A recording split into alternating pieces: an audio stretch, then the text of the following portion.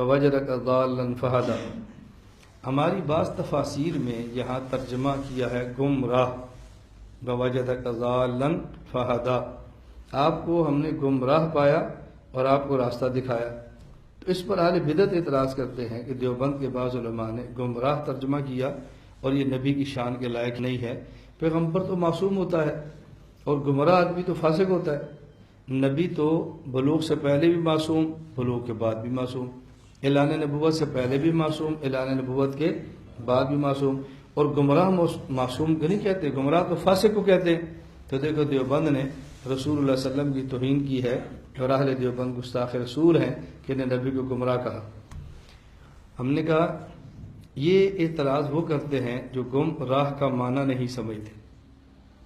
گمراہ کا معنی آپ کو پتہ ہے نا، میں ایک جملہ کہتا ہوں جب میں عقائد پہ بات کرتا ہوں، ایک جملہ میرے بیان کا محور ہوتا ہے، کیا وہ ہماری بات کو سمجھا نہیں تو اعتراض کر گیا، اور ہم سمجھے نہیں تو ہم نے جواب نہیں دیا۔ گمراہ کا معنی نہ وہ سمجھا نہ ہم سمجھے، وہ سمجھتا تو اعتراض نہ کرتا، ہم سمجھتے جواب دے لیتے۔ یہاں گمراہ کا معنی وہ نہیں ہے جو ہم شریعت پہ کہتے ہیں کہ فلاں ہدایت یافتہ ہے اور فلاں گمراہ ہے۔ یہاں گمراہ کا معنی یہ نہیں ہے۔ گمراہ یہ فارسی ہے، کسی بھی ایسے شخص کو کہ جس کو راستہ نظر نہ اس کو کہتے گمراہ۔ مثال کے طور پہ آپ رات یہاں کے آگے اندھیرا ہے اور آپ جانا چاہتے ہیں اس طرف، اب اندھیرے کی وجہ سے راستہ نظر نہیں آ رہا، ادھر جاؤں یا ادھر، تو آپ کو کیا کہیں گے؟ گمراہ۔ اب گمراہ کا معنی جہنم کی طرف جا رہا ہے، یہ مسلمان نہیں کافر ہو گیا، یا گمراہ کا معنی اس کو راستے کا پتہ نہیں چل رہا۔ تو ان کو دھوکہ یہ لگا کہ انہوں نے سمجھا گمراہ کا معنی ہوتا ہے فاسق، سمجھ آئی؟ کافر، مشرک۔ تو دیکھو نبی کی توہین کر دی ہے۔ تو گمراہ کا میں نے ترجمہ کیا کیا، سمجھایا، وَوَجَدَكَ ضَالًّا فَهَدَى۔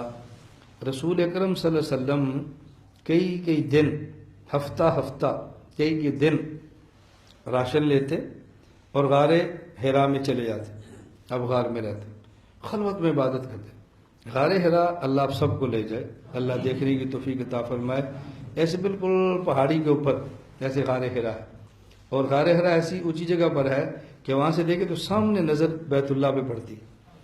تو رسول اکرم صلی اللہ علیہ وسلم اپنی عبادت خلوت نشینے کے لیے ایسی جگہ کا انتخاب فرمایا جو اس وقت مکے کی وادی سے ہٹ کر ہے اور اونچائی پر ہے، اور رستے میں رکاوٹ کوئی نہیں، سیدھا کعبے پہ نظر پڑتی ہے۔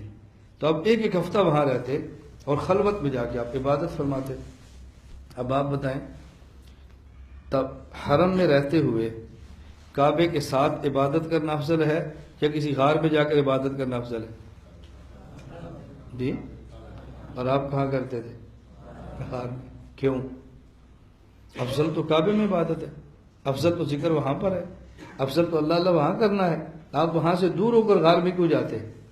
اس کی وجہ رسول اکرم صلی اللہ علیہ وسلم متفکر رہتے، اور متفکر آدمی خلوت اور تنہائی کو تلاش کرتا ہے۔ کعبے کی عبادت تو افضل ہے، لیکن آپ کو سوچنا ہوتا تھا، آپ فکر میں رہتے تھے۔ ابھی نبوت کا اعلان بھی نہیں ہوا، وحی بھی نہیں آئی، لیکن آپ پھر بھی فکر میں رہتے، ان کو شرک سے کیسے بچائیں، ان کو قتل و غارت سے کیسے بچائیں، ان کو زنا اور شراب خوری سے کیسے بچائیں، ان لوگوں کو کیسے سیدھے راستے پر لائیں۔ وحی تو آئی نہیں ہے، لیکن آپ فکر مند تھے نا، اب ان کو کیسے میں سیدھے راستے پر لاؤں؟ وحی تو آئی نہیں، آپ کے سامنے اس کی صورت نہیں تھی، آپ کے سامنے اس کی صورت نہیں تھی، کیسے ان کو لاؤں؟ فرمایا وَوَجَدَكَ ضَالًّا۔ اب گمراہ کا معنی آپ کا راستہ گم، ایسی صورت آپ کے سامنے نہیں تھی کہ جس صورت سے آپ ان کو سیدھے راستے پر لے آتے۔ فَهَدَى، ہم نے آپ پر وحی بھیجی اور آپ کو راستہ دکھا دیا، اب آپ ان کو سیدھے راستے پر لا رہے ہیں۔ اس میں کیسے توہین ہے؟ یہ تو عین رسول اللہ صلی اللہ علیہ وسلم کی شان کے مطابق ہے۔ اسی وجہ سے آپ حرم کی بجائے وہاں خلوت میں عبادت کرتے۔ اب افضل، توجہ رکھنا، میں ایک نکتہ پیش کرنے لگا ہوں، افضل عبادت تو حرم کی ہے، افضل عبادت تو مسجد کی ہے، لیکن کیوں رسول اکرم صلی اللہ علیہ وسلم کو خلوت جس فکر کے لیے مطلوب تھی، وہ فکر اور خلوت کا جمع ہونا حرم میں بظاہر ممکن نہیں تھا یا بہت مشکل تھا، اس لیے آپ نے خلوت کو اختیار کر لیا اس غور اور فکر کی وجہ سے۔ اور یہ بات یاد رکھنا، فکر کرنا بسا اوقات عملی عبادت سے بہت آگے نکل جاتا ہے، بہت آگے۔ ایک آدمی 100 رکعت نوافل پڑھے اور اس میں 1 گھنٹہ لگائے، اور ایک بندہ 1 منٹ سوچے، نوافل تو نہیں پڑھ رہا لیکن وہ یہ سوچے میں اس پوری بستی میں جو لوگ فرض نہیں پڑھتے ان کو فرائض پہ کیسے لاؤں گا، تو 100 رکعت نوافل کا جو عمل ہے اس سے 1 منٹ کی یہ سوچ کہ ان فرائض کو چھوڑنے والوں کو فرائض پہ کیسے لاؤں گا، اس عملی 100 کا نفل سے بڑھ جاتی۔ تو رسول اللہ صلی اللہ علیہ وسلم وہاں خلوت میں جا کے غور بھی کرتے، سوچتے بھی تھے اور عبادت بھی فرماتے تھے۔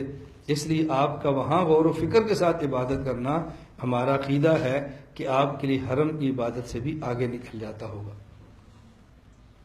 اس پر ایک آپ کو مسئلہ اچھی طرح یاد رکھنا، رسول اکرم صلی اللہ علیہ وسلم وطر کی نماز کے بعد 2 رکعت نفل پڑھتے تھے، وطر کے بعد، اور بیٹھ کے پڑھتے تھے، کھڑے ہو کے نہیں۔ میں نے خود بچپن میں وطر کے بعد ہمیشہ 2 نفل بیٹھ کے پڑھے ہیں۔ ہم نے اپنے گاؤں کے بزرگوں کو ہمیشہ وطر کے بعد 2 کا نفل بیٹھ کے پڑھتے تھے، ہمیشہ۔ شاید آپ نے بھی دیکھا ہوگا، ہمارے علاقے میں جتنے پرانے بزرگ ہیں وہ وطر کے بعد 2 نفل بیٹھ کے پڑھتے ہیں۔ اب وہ 2 نفل بیٹھ کے کیوں پڑھتے ہیں کہ رسول اللہ صلی اللہ علیہ وسلم نے وطر کے بعد 2 نفل بیٹھ کے پڑھے ہیں۔ رسول اللہ صلی اللہ علیہ وسلم کا وطر کے بعد 2 کا نفل بیٹھ کے پڑھنا، اس کی وجہ کیا ہے؟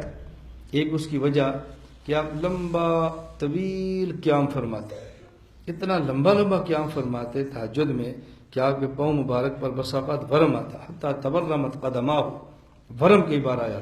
اب اس کے بعد وطر پڑھتے، تو جو آدمی لمبے تہجد پڑھے اور اتنی تھکاوٹ والے پڑھے تو پھر وطر کے بعد 2 نفل پڑھے، تو اس کے لیے تو بیٹھنے کی گنجائش ہونی چاہیے نا۔